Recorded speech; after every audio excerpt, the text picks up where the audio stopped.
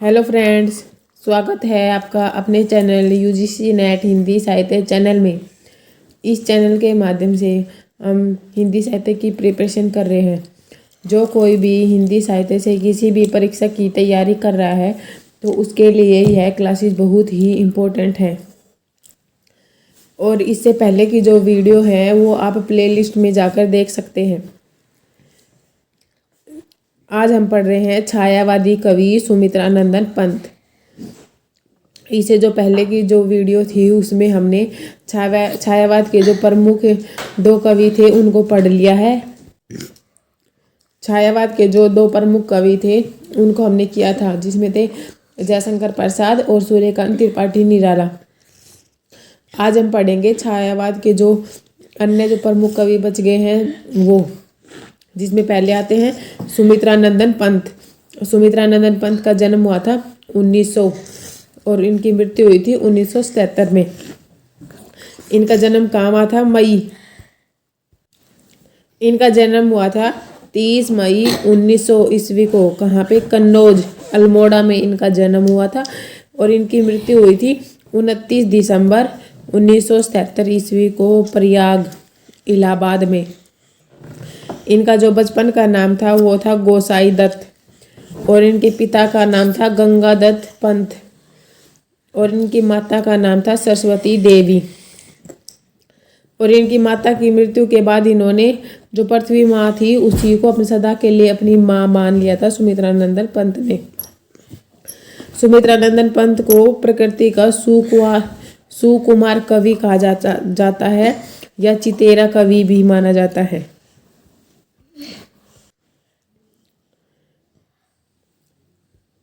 सुमित्रानंदन पंत को शब्द शिल्पी कहा जाता है और वर्तमान का वर्ड्सवर्थ भी कहा जाता है इनको। इनकी जो रचनाएं थी सुमित्रानंदन पंत है उनकी रचनाओं पर महर्षि दयानंद का बहुत प्रभाव था और महर्षि दयानंद की जो रचना है डिवाइन लाइफ उसका तो सर्वाधिक प्रभाव था इनकी रचना पर। सुमित्रानंदन पंत को नंद दुलारे वाजपेयी ने छायावाद का प्रवर्तक माना है और आचार्य रामचंद्र शुक्ल ने इन्हें छायावाद का प्रतिनिधि कवि माना है। और सुमित्रानंदन पंत की जो रचनाएं हैं उनको 4 भागों में विभाजित किया जाता है। और किन 4 भागों में विभाजित किया जाता है वो है छायावादी काव्य। छायावादी काव्य में इनकी 1918 से लेकर 1934 तक की जो रचनाएं आती हैं उन रचनाओं को छायावादी काव्य में रखा जाता है। उसके बाद है प्रगतिवादी काव्य। प्रगतिवादी काव्य में 1935 से लेकर 1945 ईस्वी तक की जो रचनाएं हैं वो आती हैं। उसके बाद है नवचेतनावादी काव्य। इसमें आती है 1946 से 1948 तक की रचनाएं। और नवमानवतावादी कविताओं में आती है 1949 के बाद की जो इनकी रचनाएं हैं वो। आप देखते हैं कि पहले इनकी छायावादी जो काव्य है वो कौन कौन से हैं। पहला है ग्रंथि जिसका समय है 1920, पल्लव 1926, वीणा 1927, गुंजन 1932 ईस्वी। उसके बाद है प्रगतिवादी काव्य। प्रगतिवादी काव्य में युगांत 1936, युगवाणी 1939, ग्राम्या 1940। उसके बाद आता है अरविंद दर्शन से प्रभावित इनका जो काव्य है वो है स्वर्ण किरण 1947, स्वर्ण धूलि 1947, युगांतर 1948, युगपथ 1949। आगे है नवमानवतावादी काव्य। नवमानवतावादी काव्य में इनकी कौन कौन सी रचनाएं आती है वो है उत्तरा 1949, रजत शिखर 1952, शिल्पी 1952, अंतिमा 1955, शोवर्णे 1957, वाणी 1958, कला और बूढ़ा चांद 1959 ईस्वी। पुरुषोत्तम राम 1967, लोकायतन 1964, सत्यकाम 1975 और चिदम्बरा 1968। उसके बाद है इनकी जो रचना है चिदम्बरा, उस पर इन्हें 1979 ईस्वी में ज्ञानपीठ पुरस्कार मिला था और वह प्रथम ज्ञानपीठ पुरस्कार था। तो यहाँ से 2 क्वेश्चन बन जाते हैं कि सुमित्रानंद पंत को किस रचना पर ज्ञानपीठ पुरस्कार मिला था? चिदम्बरा पर मिला था। और प्रथम ज्ञानपीठ पुरस्कार किसे मिला था? सुमित्रानंदन पंत को मिला था। कौन सी रचना पर? चिदम्बरा पर। ठीक है। इन्हें साहित्य अकादमी पुरस्कार भी मिला था। वो किस रचना पर? कला और बूढ़ा चांद पर मिला था। कब मिला था? 1960 ईस्वी में इनको मिला था साहित्य अकादमी पुरस्कार। और इनकी जो रचना है लोकायतन, वह एक महाकाव्य है और जो गांधी जीवन पर आधारित है। इसमें भारतीय समाज की स्वाधीनता से पूर्व और पश्चात की कथा की गई है कि स्वाधीनता से जो पूर्व थी वो और स्वाधीनता से के पश्चात भारतीय समाज की कथा कही गई है। उसके बाद है चिदम्बरा पंत जी की जो श्रेष्ठ कविताएं हैं उनका संकलन है चिदम्बरा। ठीक है। पल्लव काव्य संग्रह, सुमित्रानंद पंत का जो पल्लव काव्य संग्रह है उसको प्रकृति का चित्रशाला कहा जाता है।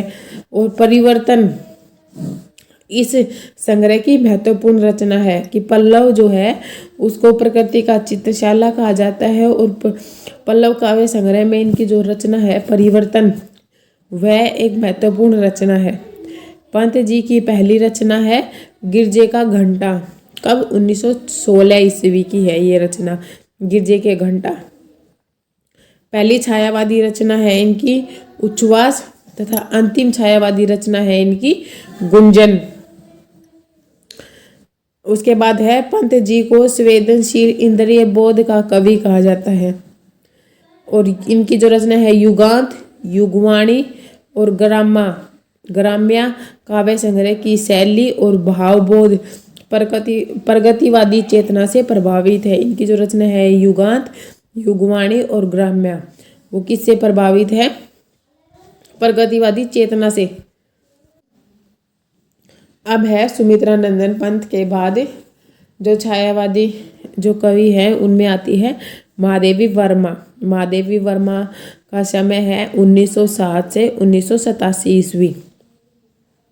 कि छायावाद के 4 प्रमुख कवि थे, जिसमें थे जयशंकर प्रसाद, सूर्यकांत त्रिपाठी निराला, सुमित्रानंदन पंत और महादेवी वर्मा। महादेवी वर्मा जो थी वह रहस्यवाद, मतलब इनकी रहस्यवाद महादेवी वर्मा की कविताओं में बहुत पाया जाता है। ये बौद्ध दर्शन से प्रभावित थी महादेवी वर्मा। महादेवी वर्मा का जन्म कब हुआ था? 26 मार्च 1907 ईस्वी, मतलब ये गलत टाइप हो गया, फर्रुखाबाद में हुआ था, यूपी में। फर्रुखाबाद यूपी में इनका जन्म हुआ था और होली के दिन हुआ था इनका जन्म। इनकी मृत्यु हुई थी 11 सितंबर 1987 ईस्वी को इलाहाबाद में। और 9 वर्ष की, 9 आएगा इधर, 9 वर्ष की अल्प आयु में इनका विवाह हो गया था। और इनके परिवार में 200 वर्षों के बाद किसी पुत्री ने जन्म लिया था।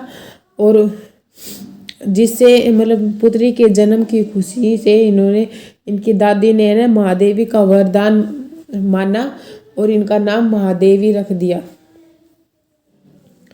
कि मतलब 200 वर्षों के बाद पुत्री का जन्म हुआ था, तो इसकी वजह से इनकी जो दादी थी वो बहुत खुश हुई और उन्हें महादेवी को महादेव का वरदान माना और इसी के कारण इनका नाम महादेवी रख दिया। और इनके जो पिता थे वो थे गोविंद प्रसाद वर्मा और इनकी माता थी हेमरानी देवी। महादेवी वर्मा ने 1931 ईस्वी में प्रयाग विश्वविद्यालय से एमए किया था। किसमें? संस्कृत में इन्होंने एमए किया था प्रयाग विश्वविद्यालय से 1931 में। और 1933 ईस्वी में दर्शन शास्त्र से इन्होंने एमए किया था। और ये जो प्रयाग महिला विद्यापीठ था उससे की ये प्रधानाचार्य रही थी। और इनके जो चुने हुए भाषण थे, भाषणों को संभाषण नाम से प्रकाशित करवाया था 1947 ईस्वी में। यह प्रारंभ में तो ब्रज भाषा में रचना करती थी महादेवी वर्मा, पर बाद में ये खड़ी बोली में रचनाएं करने लग गई थी। और खड़ी बोली में भी ये रोला और गीति का छंदों में ये कविताएं करती थी। और भारत भूषण इन्हें भारत सरकार के द्वारा पद्म भूषण पुरस्कार दिया गया था। महादेवी वर्मा है, उनको आधुनिक युग की मीरा कहा जाता है। या हिंदी के विशाल मंदिर की वाणी पाणी की संज्ञा इन्हें दी गई थी। इनके जो प्रिय प्रतीक थे वो थे बादल और दीपक। महादेवी वर्मा ने जीवन भर सफ़ेद वस्त्र धारण किए थे और उन्होंने कभी भी शीशा नहीं देखा था। इनके जो कुल गीत हैं वो हैं 263 गीत।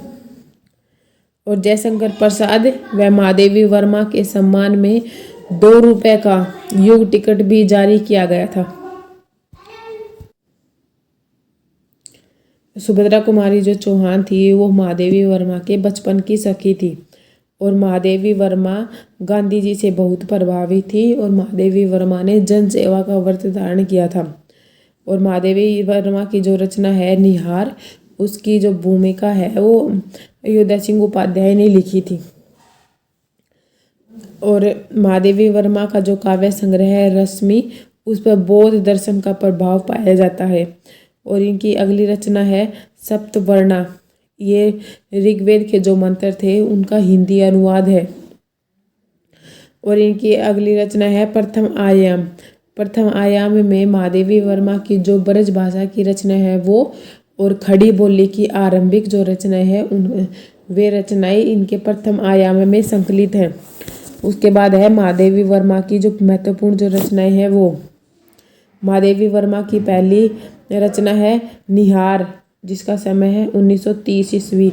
उसके बाद है रश्मि 1932 ईस्वी, नीरजा 1935 ईस्वी, सांध्य गीत 1936 ईस्वी, यामा 1940, दीप शिखा 1942, सप्तवर्णा 1960, प्रथम आयाम 1984, अग्निरेखा 1990, हिमालय 1970। ये इनकी महत्वपूर्ण जो रचनाएं थी वो है महादेवी वर्मा की। और महादेवी वर्मा की जो निहार है, रश्मि, नीरजा, सांध्य गीत, ये सब यामा में संकलित है। ठीक है, ये तो थे हमारे जो छायावाद के जो 4 प्रमुख कवि थे वो, जिसमें जयशंकर प्रसाद, सूर्यकांत त्रिपाठी निराला और सुमित्रा नंदन पंत और महादेवी वर्मा को हमने पढ़ा है। उसके बाद है कि छायावाद के जो अन्य जो कवि बच गए हैं वो, देखिए छायावाद के जो अन्य कवि है उसमें आते हैं राम कुमार वर्मा। राम कुमार वर्मा का समय है 1905 से 1990 ईस्वी। इनकी रचना है रूप राशि 1931 ईस्वी, निशित, चित्ररेखा 1935 ईस्वी, आकाश गंगा। उसके बाद है उदय शंकर भट्ट। उदय शंकर भट्ट की रचना है तक्षशिला। तो यह एक तक्षशिला है जो यह महाकाव्य है, जिसका समय है 1931 ईस्वी। अगली रचना है राका, मानसी, विसर्जन, युगदीप। युगदीप का समय है 1944 ईस्वी। अमृत और विष, यथार्थ और कल्पना, ये हैं उदय शंकर भट्ट की रचनाएं। उसके बाद आते हैं मोहनलाल महतो वियोगी। मोहनलाल महतो वियोगी का समय है 1899 से 1990 ईस्वी। इनकी जो रचनाएं हैं वो है निर्माल्या, एक तारा और कल्पना। ये मोहनलाल महतो की ये 3 रचनाएं हैं। उसके बाद है आर.सी. प्रसाद सिंह। आर.सी. प्रसाद सिंह का समय है 1911 से 1996 ईस्वी। इनकी रचनाएं हैं कलापी 1938 ईस्वी, जीवन और यौवन 1944, संचियता 1942, नई दिशा 1944, 5 जन्य और प्रेम गीत। गीत आएगा इधर, प्रेम गीत। प्रेम गीत है इनकी 1954 ईस्वी। उसके बाद इनकी अगले कवि हैं वो है वियोगी हरि। वियोगी हरि का समय है 1895 से 1988 ईस्वी। इनकी रचना है वीर सतसई 1927 ईस्वी, और चरखा स्तोत्र। ये जो चरखा स्तोत्र है ये इनकी प्रमुख रचना है, बहुत बार पेपर में आती है। तो ये थे हमारे छायावाद के जो 4 प्रमुख कवि थे वे, और उनके अलावा जो अन्य कवि थे वो। तो यहाँ पे हमारा छायावाद खत्म होता है। इससे आगे की जो क्लासेज जाएंगी उसमें उत्तर छायावाद हम करेंगे। अगर आपको वीडियो अच्छी लगे तो लाइक शेयर एंड सब्सक्राइब करें।